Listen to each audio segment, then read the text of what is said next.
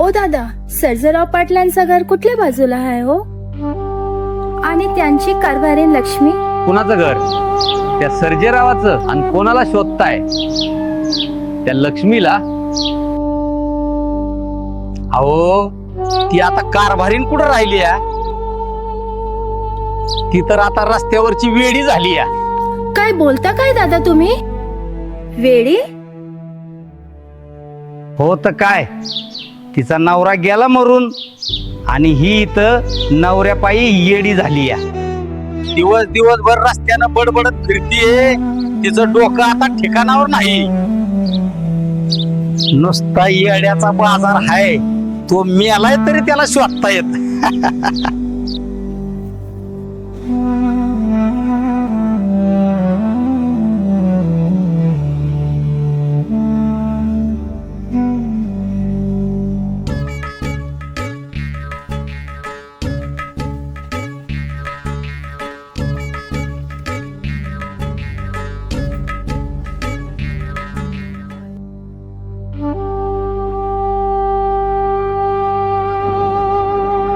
नाही ना, आज कस्तुरीताईचं पारा लईच चढलेला दिसतोय ग. मगाशी त्या कामगाराला ज्या आवाजात ओरडल्या, बापरे, माझी तर धडकीच भरली. अगं धडकी भरणारच ना, आमच्या घराण्याची तर रीतच आहे ती. तुला काय वाटलं आम्ही काय साध्या घरचे आहोत? खरे आहे तुझं, ताईचा स्वभाव एकदम कडक आहे. नाऱ्या दोंड्या गण्या शिंप्या, वय ताई साहेब, चला माझ्यासोबत. वय ताई साहेब, आज ते तुक्याचा निकालच लावू. त्या तुक्याला आज जिता नाही सोडायचं बघा.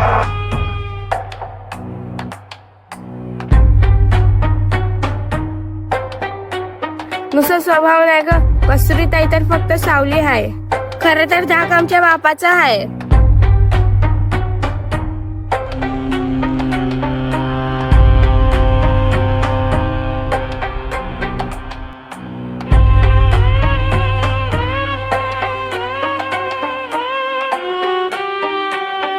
माझा बाप जेव्हा कचेरीत मिशीला पिळी देत बसतात ना, समोरच्या माणसाची काय हिंमत की माझ्या बापाला नजरेला नजर देईल.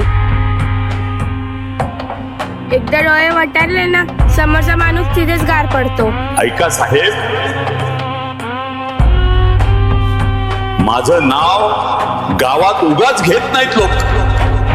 ही दहशत आहे आमच्या घराण्याची. ज्यांनी माझ्या समोर उभं राहायचा प्रयत्न केला ते आज ह्या गावात नाही.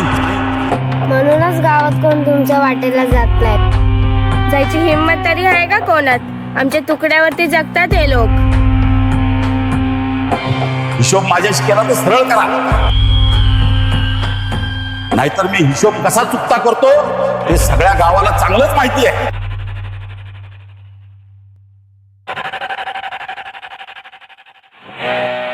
चुकून जर आमच्या वाट्याला कोणी गेलं ना, तर अख्ख्या गावातली चूल पेटायची बंद होईल.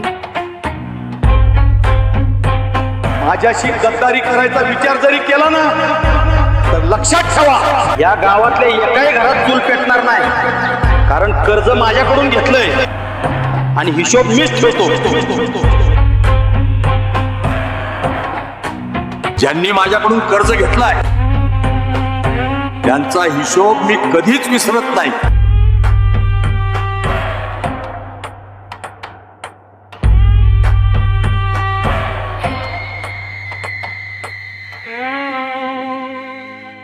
काय र, लय मस्ती आली होती वय तुला? अरे कस्तुरीताईचा हुकूम नाही मानलास तू. कस्तुरीताई, थांबवा किंवा त्यांना. मी तुमच्या पाया पडते, आमची चूक झाली ताई साहेब. जीव जाईल हो त्यांचा. वाचवा हो ताई साहेब. कस्तुरीताई, माफ करा आम्हाला तागा.